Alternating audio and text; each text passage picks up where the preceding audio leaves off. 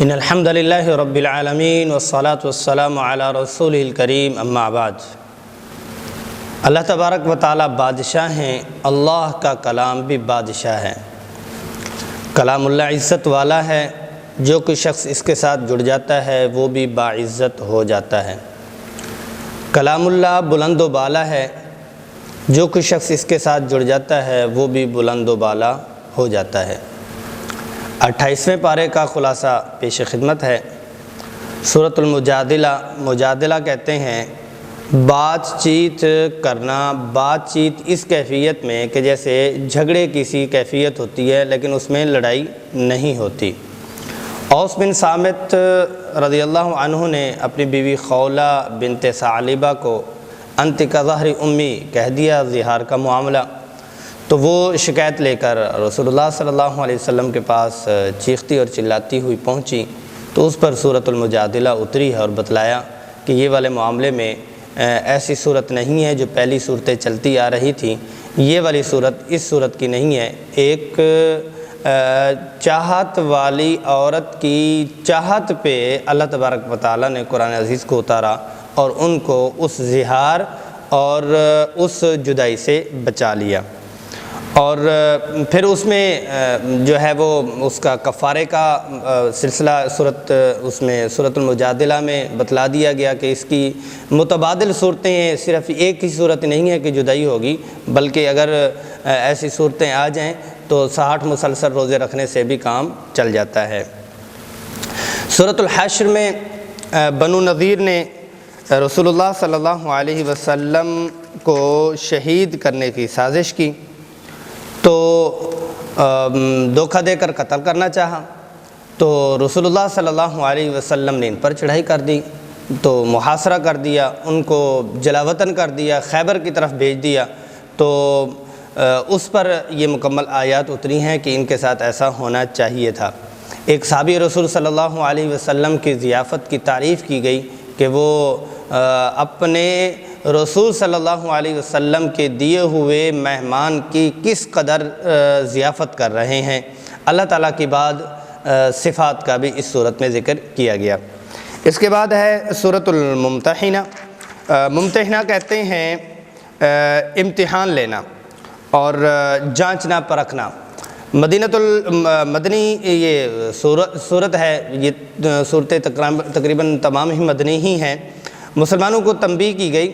کہ وہ اپنے جو ایمان والے لوگ ہیں ان کے علاوہ کسی دوسرے سے اپنی دلی دوستی نہ لگائیں، اور جب عورتیں ہجرت مدینہ کرنے کے لیے آنے لگیں تو رسول اللہ صلی اللہ علیہ وسلم کو حکم دیا کہ ان کے ہاتھ پہ بیعت کریں، اور اس چیز پہ بیعت کریں کہ یہ شرک نہیں کریں گی، یہ چوری نہیں کریں گی، یہ زنا نہیں کریں گی، اولاد کو قتل نہیں کریں گے، بہتان تراشی نہیں کریں گی۔ اس کے اوپر ان کی بیعت بھی لی گئی۔ اس کے بعد سورۃ الصف ہے۔ صف کہتے ہیں بالکل بغیر کسی خلا کے ایک سیسا پلائی ہوئی دیوار کی تشبیہ دے کر اللہ تبارک و تعالیٰ نے فرمایا کہ یہ لوگ ایسے جیسے ایک دیوار بالکل سیدھی ہوتی ہے، ان کی صفیں بھی اسی طرح سے مضبوط ہوتی ہیں۔ اور نصیحت کی گئی کہ جو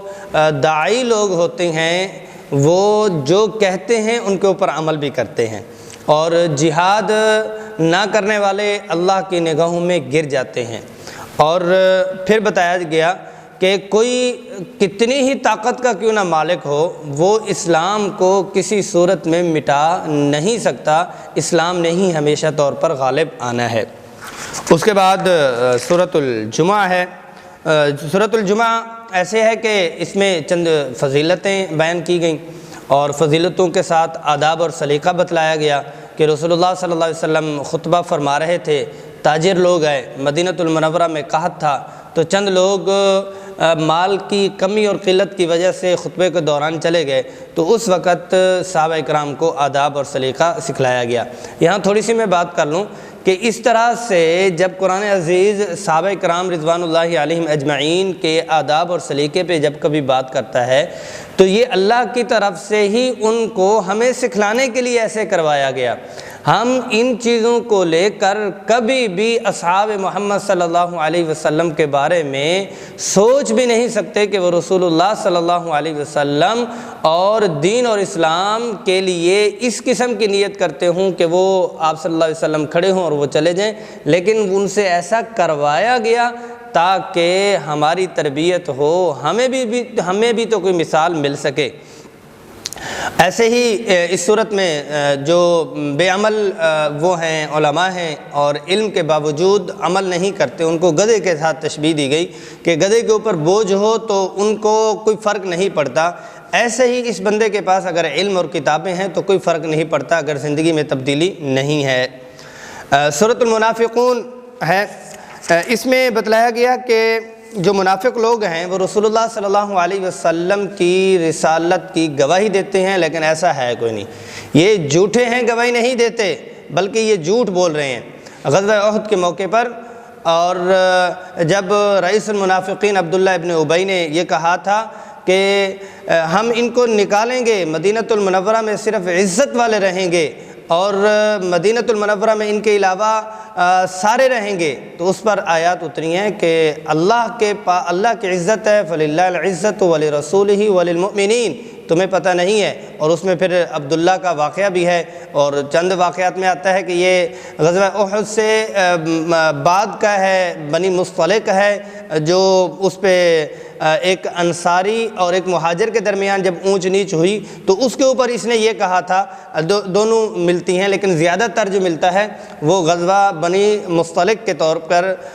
کے موقع کے اوپر اس کا یہ واقعہ ملتا ہے۔ اور ساتھ میں مومنین کو یہ بتایا گیا کہ یہ تمہاری مال تمہارے یا ایھا الذین آمنوا لا تلھکم اموالکم واولادکم عن ذکر اللہ، کہ تمہارا مال دولت بیوی بچے تمہیں اللہ کے ذکر سے کہیں غافل نہ کر دیں، اور اللہ کی طرف سے جب موت آئے گی تو پھر نہ آگے جائے گی نہ پیچھے جائے گی۔ سورۃ التغابن، تغابن کہتے ہیں غبن کرنا۔ غبن کیا چیز ہے کہ جو لوگ جہنم میں چلے جائیں گے، جو لوگ جہنم میں چلے جائیں گے تو ان کے گھر جنت میں بنائے گئے تھے لیکن وہ بدعمالی سے جہنم میں چلے گئے، تو ان کے جو گھر ہوں گے وہ بھی جنتیوں کو ملیں گے، تو اس طرح اس کو سورۃ التغابن کہا جاتا ہے۔ اور مومنین کو متنبہ کیا گیا کہ تمہاری بیویاں اولاد تمہارے لیے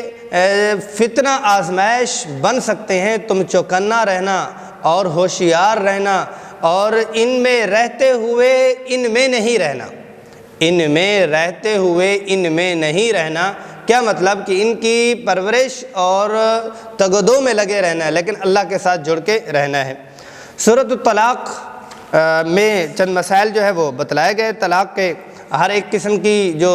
طلاق ہے اس کے بارے میں بتایا گیا کہ نابالغہ کی طلاق کا کیا حکم ہے، عائسہ کی کیا ہے، یعنی جو مایوس ہوں جس کو حیض وغیرہ نہ آتا ہو، اور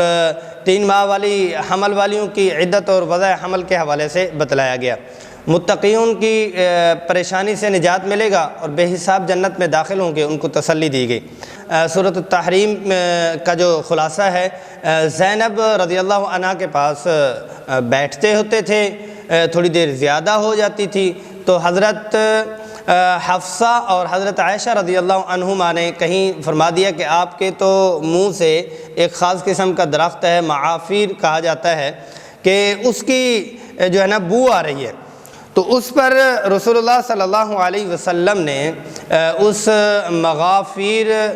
کی بو کی وجہ سے قسم کھا لی کہ میں آئندہ نہیں پیوں گا، میں نے تو صرف شہد ہی پیا تھا، انہوں نے مجھے شہد ہی پلایا تھا۔ اس پر اللہ تبارک و تعالیٰ نے ہدایات جاری فرمائی کہ جو اللہ کی طرف سے حلال کردہ چیزیں ہیں اس پر اپنے آپ کو روکنا نہیں ہے۔ اور پھر آداب اور سلیقہ بیویوں کے حوالے سے بھی بتلایا گیا کہ یہ ان کی چاہت اور محبت تھی کہ رسول صلی اللہ علیہ وسلم ہمارے پاس زیادہ سے زیادہ رہیں۔ اور ساتھ ہی میں سورۃ التحریم میں دو لوگوں کی خواتین کی بات کی گئی، ایک جنتی ہیں ایک جہنمی ہیں۔ جو نوح علیہ السلام کی بیوی ہیں نوح علیہ السلام کی بیوی کا بتلایا گیا کہ وہ بھی جہنمی ہیں، لوط علیہ السلام کا بتلایا گیا کہ وہ بھی جہنمی ہیں، اور دو مثال دی گئی کہ ان کی آسیہ فرعون کی بیوی ہیں رضی اللہ عنہ علیہ السلام کہ وہ بھی کامیاب ہیں، اور مریم بنت